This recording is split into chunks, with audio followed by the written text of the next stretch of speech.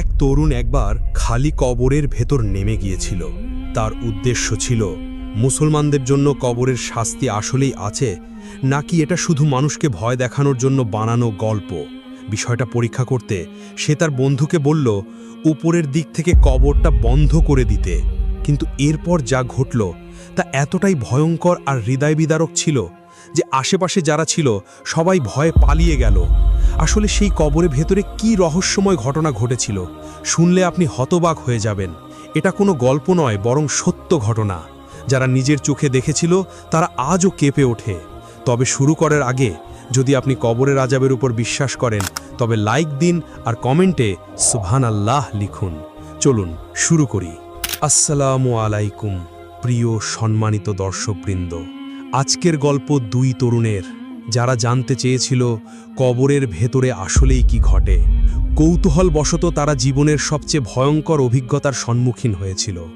এক সন্ধ্যায় তারা একটি কবরস্থানে পৌঁছায় যেখানে একটি কবর খোঁড়া হচ্ছিল। সেই কবর ছিল তাদের খুব কাছের এক বন্ধুর, যার বিয়ের প্রস্তুতি কিছুদিন আগেই পুরো দমে চলছিল, কিন্তু পারিবারিক দ্বন্দ্বের কারণে তাকে হত্যা করা হয়। যে বাড়ি একসময় আনন্দ উৎসবে ভরা ছিল তা হঠাৎই শোকে ভরে যায়।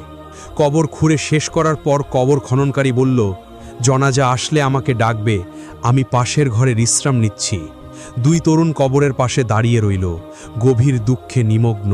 তাদের একজন কাঁপতে থাকা হাতে বাড়িতে ফোন করল, জানাজা আসতে আর কতক্ষণ বাকি। ফোন রাখতেই সে কান্নায় ভেঙে পড়ল। যে মানুষটি মারা গেছে সে শুধু তার কাজিনই নয়, বরং তার প্রিয় বন্ধু ছিল। অন্য তরুণও তাদের দুজনের ঘনিষ্ঠ সাথী ছিল। তাই তারা দুজনেই নিঃশব্দে শোকে ডুবে কবরের পাশে দাঁড়িয়ে রইল। সূর্য ডোবার সাথে সাথে চারপাশ অন্ধকারে ভরে গেল, আর কবরস্থানের পরিবেশ যেন আরও ভারী আর ভয়ঙ্কর হয়ে উঠল। হঠাৎ তাদের একজন ফিসফিস করে বলল, তুমি কি অনুভব করছো এই জায়গাটা কত ভয়ঙ্কর? এখানে শুধু মৃতরাই থাকতে পারে, জীবিত মানুষ একা থেকে যাওয়ার কল্পনাও করতে পারবে না।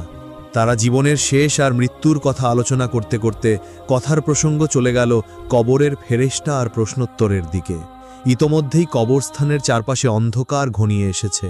নিস্তব্ধ পরিবেশ যেন মৃতদের উপস্থিতি আরও বেশি অনুভব করাচ্ছিল।